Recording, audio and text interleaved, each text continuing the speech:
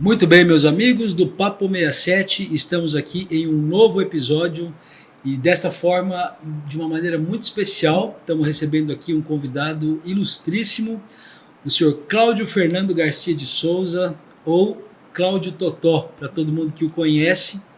82 anos de vida, recém-completados agora no dia 11 de dezembro, com 60 anos de experiência na pecuária brasileira, além de outras atividades, obviamente. Seu Cláudio, muito obrigado.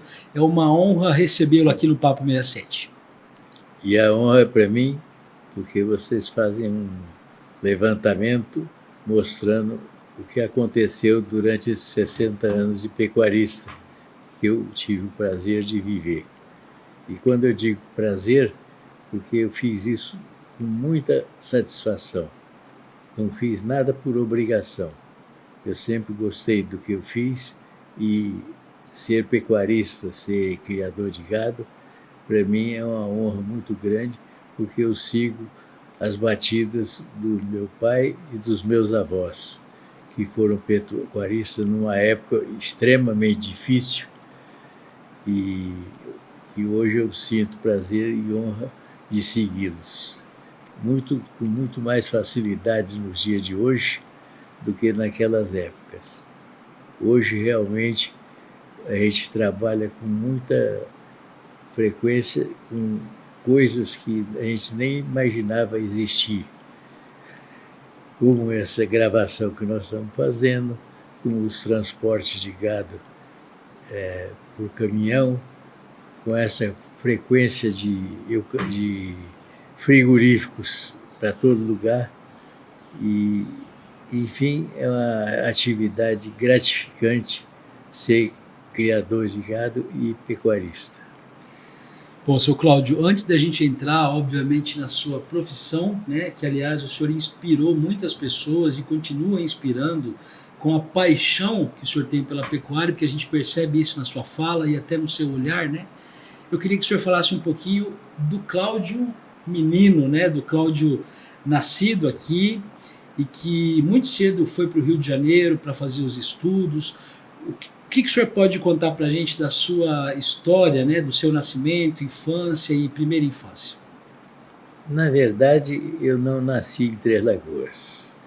Eu nasci na cidade de Campinas, no estado de São Paulo, porque não tinha recursos aqui, médicos e hospitalares, para que a minha mãe tivesse um parto bem assistido aqui. E como a irmã dela, mais velha, era moradora na cidade de Campinas, o meu pai houve por bem transportar minha mãe para lá e eu nascer lá com mais segurança. E assim é que eu fui registrado lá na cidade de Campinas, no estado de São Paulo, mas que com menos de um mês eu vim para cá. E aí a minha vida já foi, a partir desse instante, na fazenda que meu pai já tinha aqui na região. O senhor foi criado literalmente na fazenda. Felizmente, porque eu me dei muito bem, gostei a vida inteira e nunca me arrependi de ter ficado aqui, mesmo depois de eu ter terminado os estudos e ter mudado do conforto das mordomias do Rio de Janeiro. Fiquei aqui e pretendo também encerrar meus dias aqui. Seu Cláudio, antes do senhor ir para o Rio de Janeiro, o senhor morou, como o senhor disse, aqui em Três Lagoas, trabalhou na fazenda do vosso pai, né, que imagino tenha sido o local onde tudo começou, onde o senhor também se apaixonou pela atividade. Como que foi esse período da infância mesmo? O senhor sempre gostou de lidar com gado, sempre gostou de trabalhar no campo? Na verdade, nós tínhamos a fazenda como um descanso, porque morando aqui na cidade desde os 7 anos de idade, fiz aqui o primeiro grau e aqui fiquei. Quando foi a época de fazer o segundo grau, é que eu fui estudar no Rio de Janeiro, que também aqui não era o local ideal para a gente estudar no segundo grau. E lá fiquei até terminar o segundo grau. E tão cedo eu terminei, eu tratei de vir embora porque meu sentimento estava aqui na fazenda. Queria ficar na fazenda, participar e principalmente aproveitar os ensinamentos do meu pai, que como pai foi um exemplo, minha mãe como um exemplo e como professor da atividade rural que ele exercia como pouca gente. Quais são os nomes dos vossos pais, seu Cláudio? Meu pai, Marculino Carlos de Souza, e a minha mãe, Diva Garcia de Souza. Eles são primos em segundo grau. E as famílias já eram parentes e eu continuei, porque a mãe dos meus filhos hoje também é minha prima em segundo grau. Ainda bem. O senhor tem quantos irmãos? Por enquanto, nenhum. O senhor é filho único, então? Por enquanto, só. Enquanto. Muito bom. Não tenho e não tive. Entendi. Seu Cláudio, e aí então, com 20 anos, chegou um ponto da sua vida em que, como o senhor mesmo falou, né, não tinha mais condição de continuar aqui em Três Lagoas. O senhor acabou indo para o Rio de Janeiro, então, para estudar. Não, mas isso foi com 11 anos. Ah, com 11 anos? 11 anos. Com 20 eu voltei de lá. Ah, o senhor foi com 11 e voltou com 20. Para aproveitar meu pai, que sempre foi um mestre na arte de ser fazendeiro, e aprendi tudo que eu sei de bom foi com ele. O que eu sei de ruim foi com outras pessoas. Que a gente sabe, aprende muita coisa ruim na vida também. Poxa vida, é verdade. E aí o senhor voltou com 20 anos, então, decidido a realmente trabalhar com o pai e tocar os negócios da família. Exatamente. Felizmente fomos bem-sucedidos. Com 27 anos eu já adquiri família, casei com a minha mulher, foi uma atitude correta, certa, e tivemos 3 filhos que estão todos 3 muito bem encaminhados, felizmente. Todos os 3, inclusive os conheço e os parabenizo também por serem pessoas, como o senhor disse, corretas e sempre muito companheiras também do senhor, né? Eu vejo realmente a admiração de todos eles pelo seu trabalho e principalmente pelo seu legado, né, seu Cláudio? Porque o patrimônio mais valioso que nós podemos deixar é o seu procedimento durante a vida. Não é fazenda, não é dinheiro, é o seu legado de correção, honestidade, que faz com que os seus filhos vejam em você um vídeo, como você está gravando aqui, para eles seguirem os mesmos passos. E felizmente eles seguiram e fazendo melhor do que eu. Estão fazendo melhor do que o senhor. O senhor acha isso? Tenho certeza. Bom, há mais ou menos 10 anos, né, em torno de 10 anos, o senhor Cláudio escreveu esse livro, que é o Nelore CS, que na época estava completando 50 anos, agora já são 60 anos, né, seu Cláudio? E é um livro delicioso, aliás, todas as pessoas que tiverem a oportunidade, né, de adquirir o livro, os apaixonados pela pecuária ou não, né, os apaixonados ou não pela pecuária, vale muito a pena, porque tem histórias interessantíssimas aqui. Eu queria até começar fazendo um adendo, que logo no início do livro ele escreve: 3 filhos, muitas árvores plantadas, um livro escrito, sou um homem realizado. O senhor acredita que essa é a síntese mesmo da sua vida, seu Cláudio? Ela é o mais importante da minha vida. São os 3 filhos, o livro e muita história na pecuária, né? Nós temos uma foto também aqui com um animal premiadíssimo, né, que é essa vaca Indira, né? O seu Cláudio fez inclusive questão de beijar ela uma foto que ficou histórica aí e que rodou praticamente o mundo. A gente pode dizer porque não só o Brasil, mas muitas pessoas de outros países viram essa foto, que eu acho que consolida realmente essa paixão que o senhor tem pela pecuária, pelo Nelore principalmente, né, seu Cláudio? Eu não falo do Nelore. O Nelore foi o espelho que projetou o nosso criatório. Eu falo do gado, da criação do gado em si, porque ele envolve vários aspectos que você tem que anotar e fazer com que eles sejam vistos e apresentados a outras pessoas. Eu vejo que meus filhos seguiram os mesmos passos, que são os passos que eu segui com os meus pais, porque eles foram criados envolvidos com esse gado. Hoje eles têm o rebanho deles, as fazendas deles, e eles continuam produzindo um gado bom para beneficiar os pecuaristas do Brasil todo. Então isso aí é um objetivo que eu pretendi alcançar ainda em vida e que felizmente eu presenciei com meus filhos fazendo isso.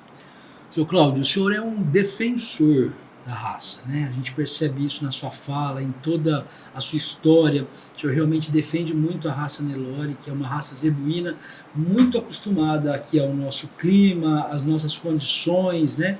Sem falsa modéstia, por favor, tá? Qual foi a participação do senhor para a disseminação dessa raça no Brasil? O fato de produzir o que eu produzi, ele demonstra da capacidade e da qualidade dessa raça tem para ser disseminada. Ela anda sozinho, o boi anda sozinho, o bezerro mama sozinho, enfim, a raça é hoje um caminho aberto para conseguir fazer o que estão fazendo. Existem ainda outras raças que também são excelentes, são muito boas, e existem os cruzamentos que são feitos baseados em estudos de genética, os cruzamentos com raças europeias que produzem animais mais adequados para os dias de hoje, para um mercado muito exigente que é o mercado da carne bovina. Então, esse aspecto, o Nelore é a forma ideal para todos esses cruzamentos, para fazer o gado de corte que o mundo pede, que é cruzado com outras raças e conseguir resultados onde diminuíram a idade e conseguiram uma precocidade cada vez mais alta, fazendo uma carne de ótima qualidade para o mercado comprador.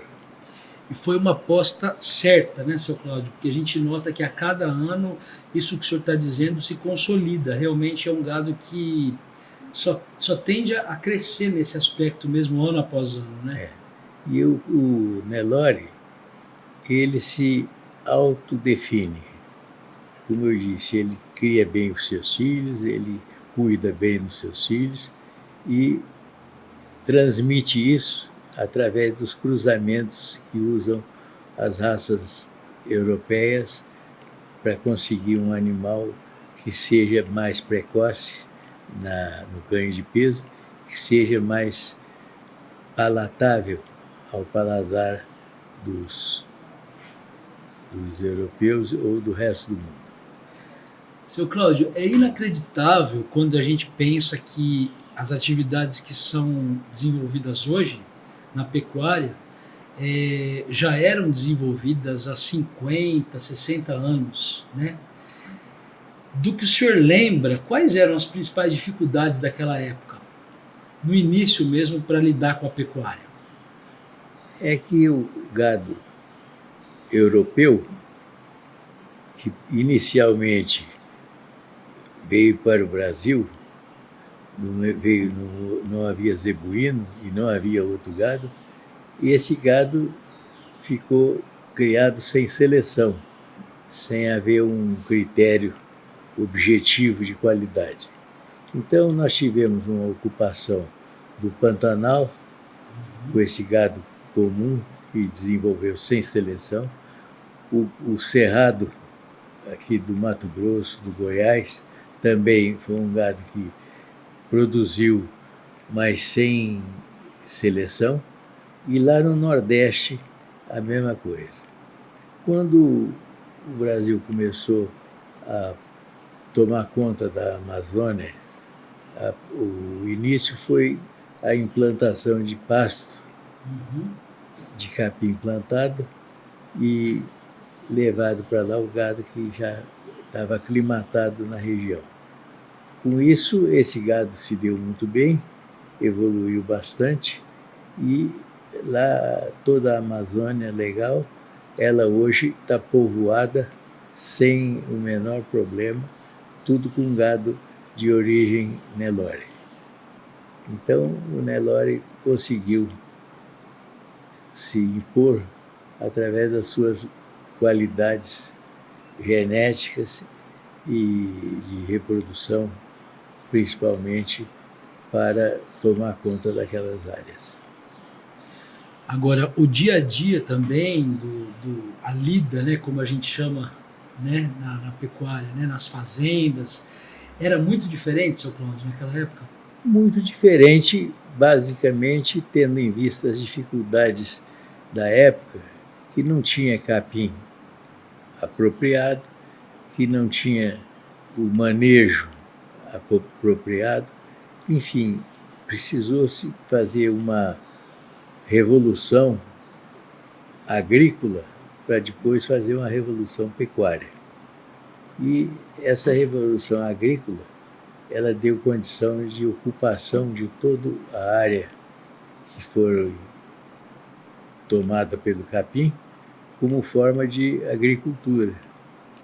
E daí talvez tenha sido o grande mérito de 100 anos atrás, dos produtores rurais acreditarem nesse capim, nessas pastagens, e acreditar nesse tipo de gado que se deu bem e produziu bem e se reproduz muito.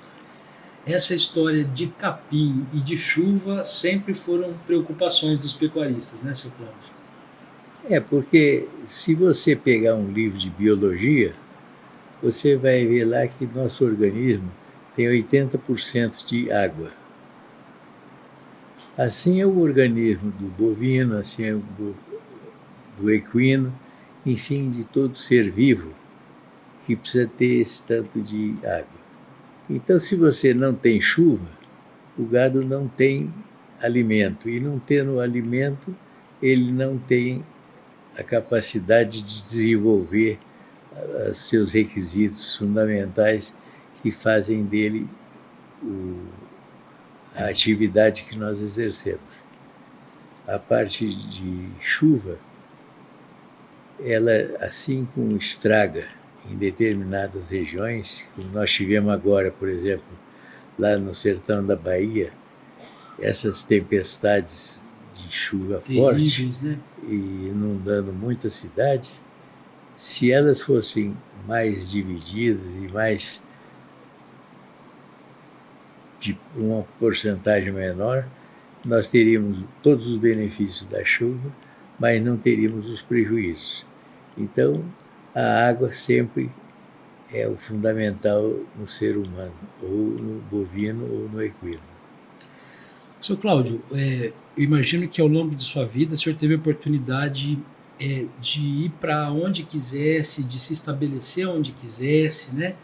Mas o senhor optou por ficar em Três Lagoas. E há pouco o senhor disse isso, né? Que pretende continuar aqui até o fim da vida, né? Fala de Três Lagoas com uma paixão muito grande. Por que Três Lagoas? Por que se consolidar aqui? Por que ter as fazendas? Por que ter as atividades concentradas nessa região? Bom, a parte de propriedade rural concentrou-se aqui porque quando eu comecei a trabalhar, as terras aqui de baixa fertilidade, elas se davam muito bem para capim para o gado comer. Então, vamos produzir aquilo que a terra dá, sem maiores gastos, e fixar junto com ela.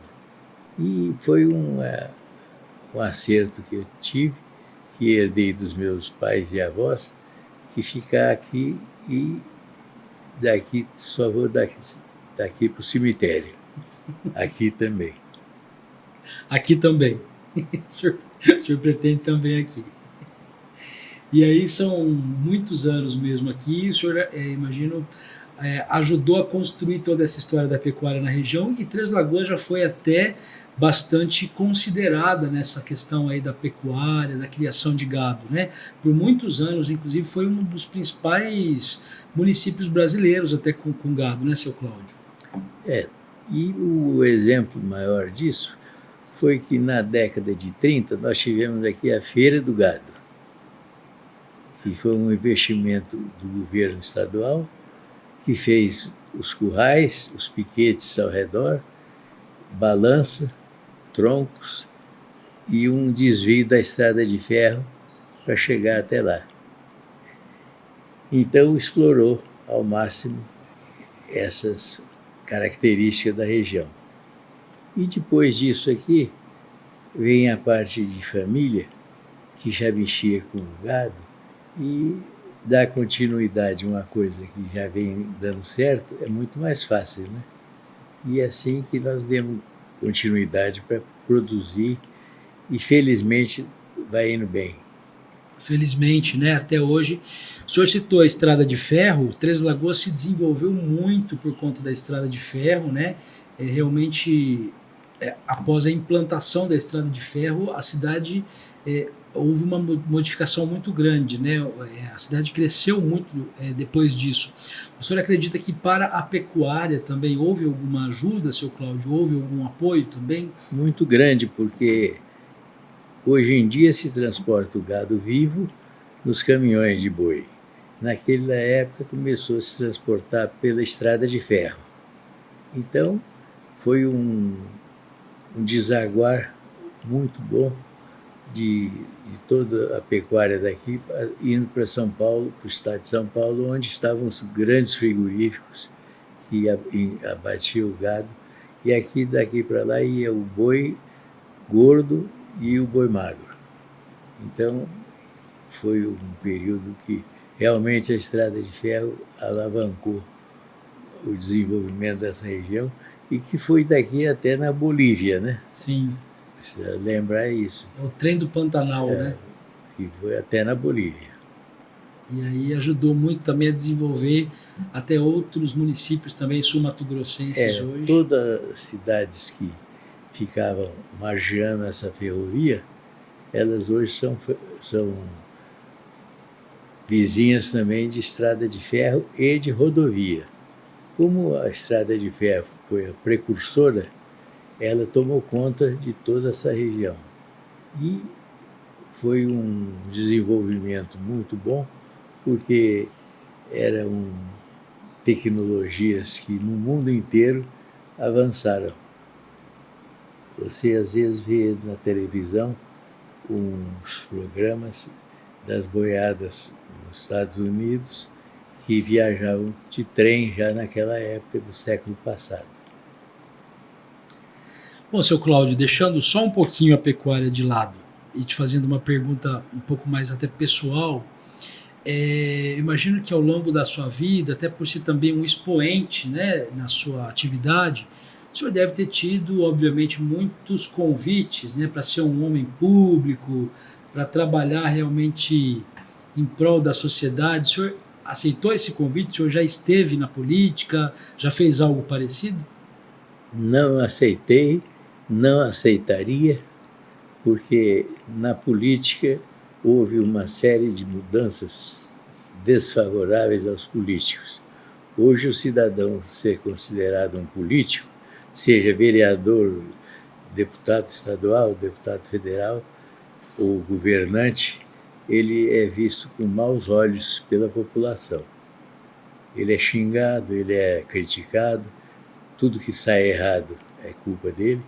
Então eu não participei, não quis participar, porque eu não quis correr esse risco. Quando o governador Pedro Pedrocian era governador aqui do nosso estado, ele um dia me telefonou que estava assinando um decreto me nomeando para prefeito da cidade. E eu disse a ele que por que ele estava fazendo aquilo.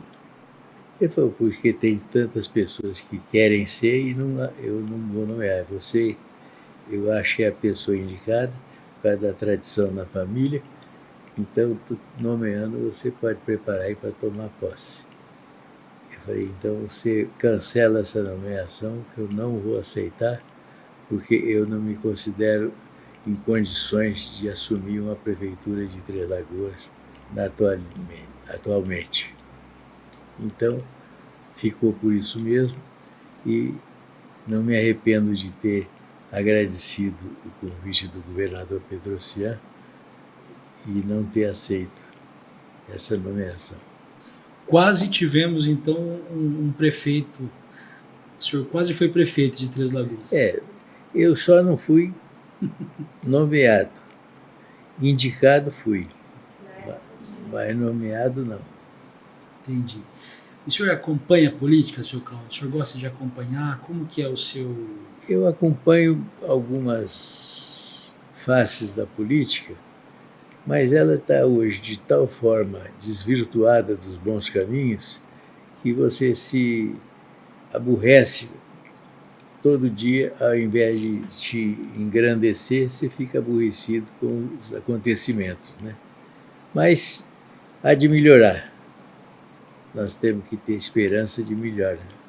Sempre otimista, né? Sempre temos que ter um certo otimismo, né?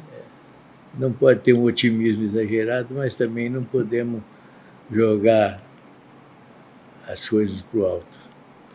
Seu Cláudio, vamos voltar então para a pecuária. Vamos falar então. Vamos continuar falando da criação de gado e da sua história na pecuária, que é uma história linda, principalmente com o Nelore, né? O senhor foi um dos principais promotores de grandes eventos aqui da nossa cidade, da nossa região, como leilões que ficaram muito conhecidos, né? Como é que o senhor vê isso hoje? Porque não há mais, né, aquela grande agenda que tínhamos antigamente de leilões como havia. Como é que o senhor vê essa mudança na forma de comercializar os animais, seu Cláudio? Essa mudança, ela foi uma exigência do mercado, porque com o passar do tempo, esses leilões viraram festa. Então havia leilões que vendiam animais por preços que a gente nem imaginava poder vender, e outros que levavam esses animais e o preço não correspondia ao valor deles. Isso fez com que a agenda de leilões esvaziasse. Mas isso eu acredito que ainda voltaremos a ter os leilões interessantes, porque os elementos que faziam bem o leilão ainda estão aí, e aqueles que malversaram o leilão já estão se afastando. E eu acredito que nós teremos a continuidade dos leilões, mas com qualidade das pessoas que vão realizar. O senhor concorda então que é ainda um bom caminho a ser trilhado, essa coisa de ter os leilões para comercializar os animais? Você imagina que, eu te falei que aqui em Três Lagoas, o primeiro embalo que ela teve na pecuária foi a feira de gado. A feira de gado era um leilão fechado. Você mandava para lá o gado e os compradores iam lá, em vez de levar o gado onde estão os compradores, que é o caso hoje em dia. E essa forma de comercialização, ela vai muito bem quando há idoneidade entre os comerciantes, seja o vendedor, seja o comprador. Porque se você vai no supermercado, está lá exposto toda a mercadoria e você com o preço. E você pode pagar ou não aquele preço. Se você não pagar, você não leva.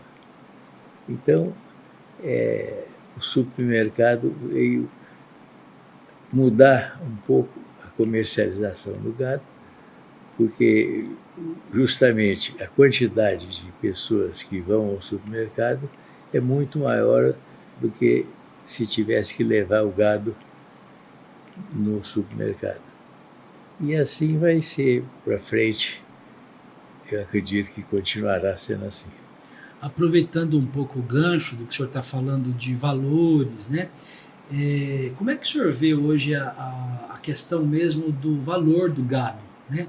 O senhor acredita que houve uma valorização na arroba, até historicamente, de quando o senhor começou com as atividades? O gado era mais valorizado antigamente ou o senhor acredita que isso Não, é mais hoje? o que está acontecendo hoje é que nós tivemos uma série de imprevistos que fizeram com que o rebanho diminuísse e, portanto, diminuiu a oferta.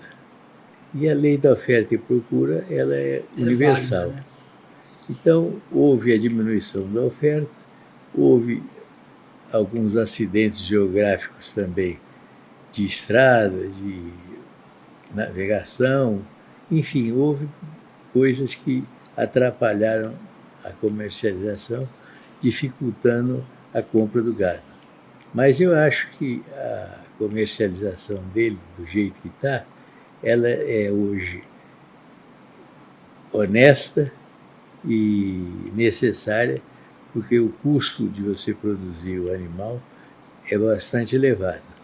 Mas você tendo a comercialização oferecendo um preço razoável, você não deixa de sua atividade.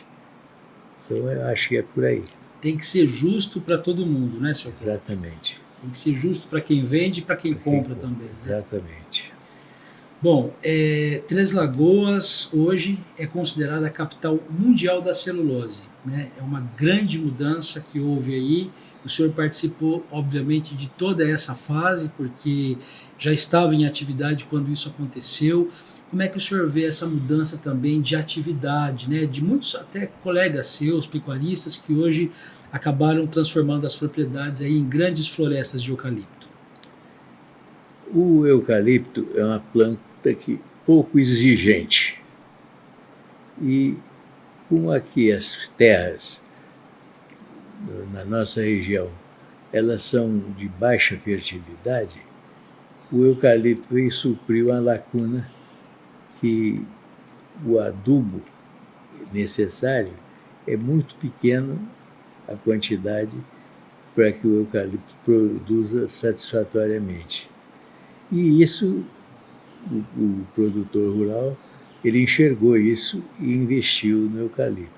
Além do que, as fábricas de celulose que chegaram aqui e estão aí já implantadas, aqui em Três Lagoas, duas, Água Clara, duas, e assim foi seguindo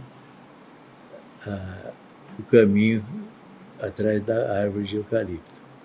Então nós temos esse aspecto que o eucalipto veio suprir uma deficiência natural da fertilidade do terreno. Ele é uma planta que não exige essa fertilidade de outras plantas e também as grandes áreas reflorestadas, elas ocuparam um espaço que estava vazio. E isso eu acho importante e nós teremos isso durante bastante tempo ainda, tomando conta da nossa região, graças a essa planta que nós importamos da Austrália e que hoje está sendo a salvação da agricultura do nosso país. Economicamente foi muito viável para Três Lagoas, né, seu Cláudio? Não só para Três Lagoas. Três Lagoas foi a primeira beneficiada por causa da proximidade com São Paulo, por causa da proximidade das rodovias, porque já se implantaram aqui duas indústrias de celulose. Enfim, esse foi o privilégio que Três Lagoas obteve. Mas eu acredito que outros virão atrás desses, porque essa atividade ela não para. Você vê uma fábrica de celulose hoje trabalhando, você não avalia o quanto de gente que está lá produzindo, trouxe serviço e emprego para muitos brasileiros e trouxe uma renda também para aqueles que acreditaram no plantio do eucalipto. O senhor chegou a dar espaço em suas fazendas a plantios de eucalipto? Nós já abrimos espaço para eucalipto nas partes de terra menos férteis. Então, onde o eucalipto está plantado, eram terras pouco produtivas com outro tipo de agricultura. Porque, na verdade, o eucalipto é uma atividade agrícola, não só industrial, como agroindustrial. Mas a maioria das atividades nas suas fazendas continuam sendo a pecuária, né? A pecuária de corte e vai continuar assim enquanto eu estiver junto com meus filhos capitaneando o nosso negócio. Isso é muito mais paixão ou é muito mais viabilidade mesmo, seu Cláudio? Vamos juntar as duas? A viabilidade é uma paixão. Sem ela não tem paixão. Tem que andar juntas, né? Tem que andar com a mesma canga no pescoço. Muito bom. Bom, seu Cláudio, a gente está falando aqui de negócios, né? Estamos falando de atividades, vamos falar um pouquinho de família, né? A gente começou, inclusive, citando aqui, o senhor cita no livro, inclusive, os 3 filhos, né? Como é que é a relação do senhor hoje com eles? Eles participam de todas as decisões? Como é que o senhor organiza aí tudo? Na verdade, eles puxaram, cada um puxou a faixa para um lado. E sempre do lado de agropecuarista. Mas eles atenderam o meu objetivo quando eu fiz questão de botar, porque passei as propriedades todas para o lado, o nome deles, e eles estão cuidando com muito carinho e com muito bom resultado. De forma que essa inclinação natural deles já é fruto dessa convivência com a minha família toda para trás. Eles tiveram um reconhecimento de todos os parentes mais idosos que mostraram a eles o caminho correto e eles felizmente continuam trilhando o mesmo destino da minha família. Mas eles vão ser bem-sucedidos porque eles têm uma boa índole e boa educação que partiu aqui de casa, desde a primeira infância da minha mulher, cuidar deles, e depois através da minha pessoa, de forma que o futuro nosso, da família, está garantido com a sequência dos filhos. O senhor se considera um pai rígido? O senhor acredita que o senhor foi bravo? Foi um pai... Às vezes, a minha filha fala isso. Mas eu acho que toda vez que eu fui rígido e que eu tive que tomar alguma decisão mais drástica, foi para o benefício deles. E hoje eles usufruem desse benefício. E avô? O senhor é um avô rígido ou é um avô tranquilo? Não, como um avô eu não fui nem rígido nem tranquilo, porque eu não tive oportunidade de conviver com meus netos. Os dois saíram daqui muito cedo e não voltaram, de forma que, como avô, eu não tive nem oportunidade de carregá-los no colo. Fazer o dengo. Fazer o dengo do de avô. A gente estava conversando um pouco nos bastidores e até a Leda, né, a sua filha, a sua única filha, né, nos disse que o senhor não era muito propício assim a viagens de férias, o senhor preferia ficar mais trabalhando do que às vezes estar com os filhos nesses momentos. Por que, seu Cláudio? Porque a mãe deles ocupava esse espaço que era dela e meu. E quando ela saía com os filhos, eu sabia que estava tudo bem, fosse para o Rio de Janeiro, fosse para a Bahia, fosse para o Nordeste, ela sempre tocou na direção correta. Uhum. O senhor estava tranquilo, então, né? Totalmente tranquilo. E o senhor gosta de viajar? O senhor Não. Não gosta muito? Não gosto. Já passou o tempo, as limitações do físico também já impuseram uma certa série de dificuldades e eu já passei bastante. Muito. Andou bem? Mais do que eu pensei passar. Conheço praticamente todo mundo através de várias viagens, mas aqui Três Lagoas vai ser a minha última viagem. É isso que eu ia lhe perguntar, né? Uma pessoa que conhece todo mundo e que tem condição de morar em qualquer parte do mundo. Por que o senhor escolheu Três Lagoas? Não, eu não escolhi. Três Lagoas que me escolheu. Porque, como eu te falei no início da nossa conversa, meus pais me levaram para Campinas antes de nascer e me trouxeram para cá. E eu acho que muito bom que tenha sido assim, porque meus filhos conheceram as diversas condições de vida. E hoje eles já viajam pelo mundo por conta própria, todos eles, os três. Hoje mesmo tem um na Europa, o outro nos Estados Unidos, a filha está aqui para viajar a hora que quiser e está tudo bem encaminhado. Aproveitando que a gente está falando de Três Lagoas, seu Cláudio, como é que o senhor avalia a cidade hoje, hein? O senhor está contente com o desenvolvimento de Três Lagoas? O senhor que é tão apaixonado, né? E que viu tantas coisas acontecerem aqui, como é que o senhor avalia a cidade hoje? Eu procuro ser otimista. E aqui eu só faço avaliação das coisas boas que a cidade proporcionou, que são muitas, né? Nós temos hoje um acesso rodoviário e ferroviário e de avião para qualquer parte do mundo. Temos aqui todos os recursos médicos para cirurgias ou para outro tratamento. Enfim, Três Lagoas hoje é uma cidade cosmopolita. Ela tem tudo que precisa ter. Você vê os tratamentos médicos, os profissionais da medicina, todos dão conta de cada um da sua parte. E nós temos aqui a proximidade com São Paulo como uma outra alternativa para a saúde. Então, eu acho que está tudo muito bem. E é inacreditável como sempre foi cosmopolita Três Lagoas, né, seu Cláudio? Justamente pela situação geográfica, né? A proximidade do estado de São Paulo, com esse rio Paraná aí nas Barbas, que provou, com as usinas de Jupiá e Ilha Solteira, provou que aqui era uma fonte geradora de progresso. Eu não digo geradora de energia só, porque junto com a energia veio o progresso urbano, o progresso político das nossas atividades.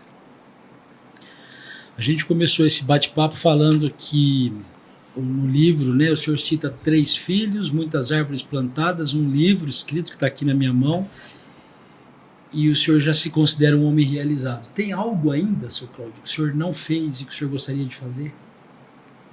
Esperar que o fim da vida demore mais, para a gente poder estar mais aqui usufruindo de tudo que esse mundo oferece. O que o mundo oferece hoje que é mais interessante para o senhor? Em primeiro lugar, saúde.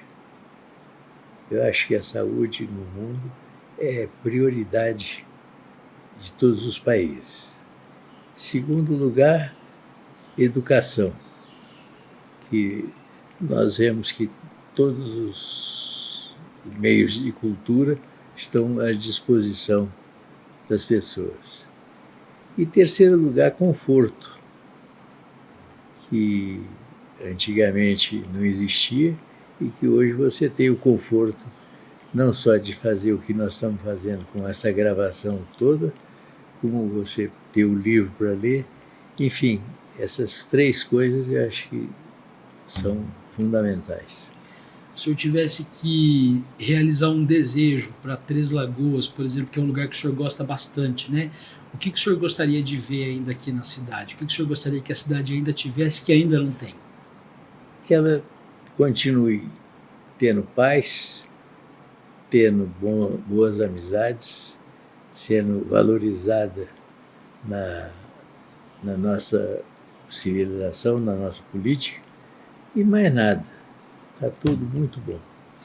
E a mesma pergunta para a pecuária, que é a atividade que o senhor se desenvolveu aí, que o senhor atuou tantos anos. O que o senhor espera para a pecuária brasileira? A pecuária aqui em Três Lagoas, ela já atingiu todos os níveis.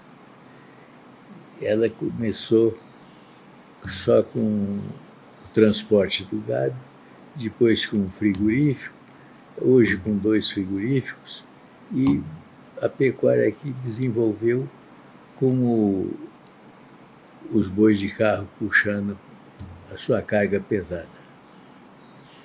Então, realmente, a gente vê que a pecuária segue num crescente, né, seu Cláudio? Aqui em Ela Três se Lagoas, desenvolveu sim, bem, né? e continuará desenvolvendo. Não na quantidade, mas na qualidade do rebanho. E aí, para a gente encerrar, acho que um desejo para os seus familiares, né, para os filhos, netos, o que o senhor espera para eles? Que eles sejam as pessoas que são hoje, melhorados com os estudos que eles estão fazendo e já fizeram, e que eles sigam no nosso caminho com toda a vontade que eles devem ter, porque com boa vontade tudo dá certo. E eu não posso me esquecer de perguntar um desejo para a esposa, né, Dona Ledir, que já há tantos anos com o senhor, né? Bom, mas aí você tocou num ponto que durante toda a nossa conversa eu citei, entre um assunto e outro, da atividade dela, primeiro como mãe, primeiro como esposa, segundo como mãe, terceira como amiga. Ela é uma pessoa que é de uma formação exemplar, direi dos avós com que ela foi criada, com mãe exemplar também dos filhos, e como esposa aqui eu não tenho do que reclamar. Já foi tudo passado, né, seu Cláudio? Tá certo, Ana Ledir? Já foi tudo passado. Fica a homenagem, né, seu Cláudio? Realmente por uma história tão bonita e de muito, como o senhor disse, impressionantemente amizade, né? Que eu acho que esse talvez seja o grande segredo para os relacionamentos duradouros, né? Amizade e respeito. Amizade e respeito. Fica a dica, né, pessoal? Amizade e respeito aí para ter um bom relacionamento e um relacionamento duradouro. Muito obrigado por esse bate-papo. Não por isso. Parabéns pela sua história, parabéns pelo legado e principalmente parabéns pelos exemplos que o senhor deixou para todos nós, seu Cláudio. E eu agradeço você ser o porta-voz disso aí através do seu programa, porque o que os outros não veem, o coração não sente. E o mesmo é que o que os outros não ouvem, também não tomam conhecimento. E você tem dado um bom exemplo do que pode ser feito em benefício aqui da nossa região. Parabéns e sucesso. Muito obrigado, seu Cláudio. A gente encerra esse Papo 67 de maneira especial, conversando aqui com esse expoente, né, o seu Cláudio Totó, como ele é chamado. E a gente agradece muito a você que nos acompanhou e fique atento aí aos próximos episódios. Inclusive temos aí novidades para o Papo 67, em breve aí com novos hosts. Fizemos uma entrevista muito bacana aí com o Márcio, nosso querido Márcio lá da Influx, né? Vai trazer uma entrevista muito bacana aí com o pessoal da Squad Investimentos.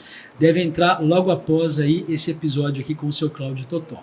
Muito obrigado a todos vocês que nos acompanharam. Fiquem atentos às nossas redes sociais para acompanhar inclusive as próximas agendas. Aqueles que puderem, nos ajudem aí, né, com o Pix para a gente continuar com esse projeto que é independente, mas que a gente conta com o apoio de todos vocês. Seu Cláudio, Deus abençoe, muito obrigado novamente. Muito obrigado a vocês pela atenção e dedicação, e pode crer que eu estou inteiramente a seu dispor e dos seus ouvintes. Muito obrigado, seu Cláudio. Até a próxima, pessoal.